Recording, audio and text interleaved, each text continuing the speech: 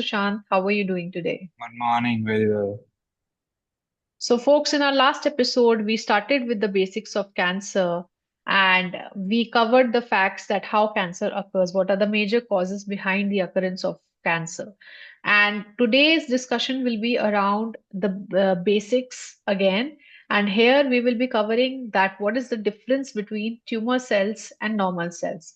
So, Sushant, please shed some light on this fact in a very layman's language. Sure. Let's start with basics. We survive because of energy, right? And energy is everything. So the basic job of every cell inside our body is to produce energy, right? And we all have, I think this is very simple. We all know that we have an organelle living inside our cell, in the cytoplasm, what we call is mitochondria, right? Though mitochondria is an ancient organelle, it plays a key role in producing energy, right? And how it does is by aerobic respiration process. So we all respire, right? We all breathe, right? Respiration is the key for energy generation, right? So normal cells basically they in the presence of oxygen by a process called as oxidative phosphorylation, right? It produces energy and releases CO2 and water. So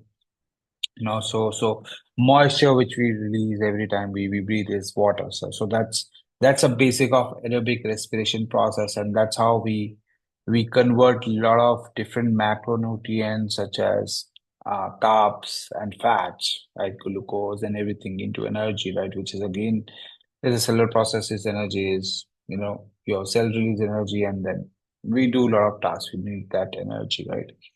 That's a normal way how normal cell works, right?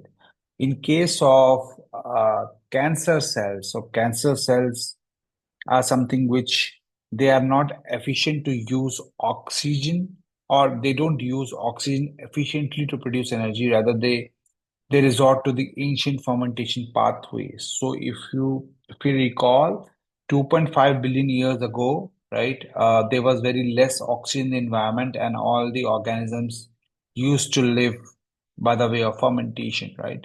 So that's a basic cancer cell. Uh, you know, generate energy using fermentation. They ferment fuels such as glucose and glutamine. So there's a very, when it comes to cancer cells, they have a very limited source of fuel, right? And without those fuel, they cannot survive, right? So essentially, the basic difference between cancer cells and normal cells is the way they generate energy, right? So normal cells use aerobic respiration, uses oxygen to generate energy, right?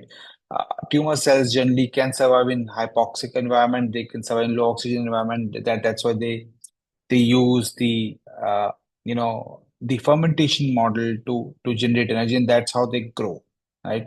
So that's how they grow and proliferate, right? So essentially, if you do not feed them with these fuels, right, they would not be able to survive. So that's one of the strategies to manage cancer, so as to speak, right? So that's a basic difference to understand. And again, it's a wrong saying that we have cancer cells in our body, right? So our cells always turns over, right? So dead cell or sick cells are replaced by the new cells. That's a normal process, right? So in case if you have cancer cells, probably they are not turned over. They're right? So most of the in a normal process, even if they are cancer cell, if they are, people say, right, it can be easily destroyed, it can be easily turned over, right? But if it's not turned over, so that's why you have these things. So they can be benign tumor cells, or there'll be some polyps, right, because of inflammation. But you cannot say that you have cancer cells. So that's a basic of what is the difference between cancer cells and tumor cells. Yeah. So I think that's pretty interestingly that you've covered this subject. So I think with this discussion, this topic that you have covered, we have come to the end of this discussion. Would you like to add any more points here?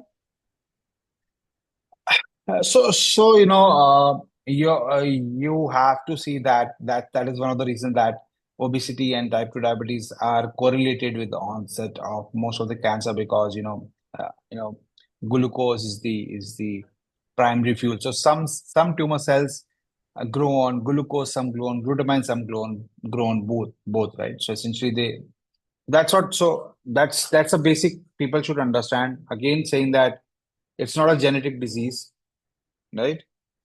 It's not a genetic disease. It's an outcome of damaged respiration or mitochondrial dysfunction, right?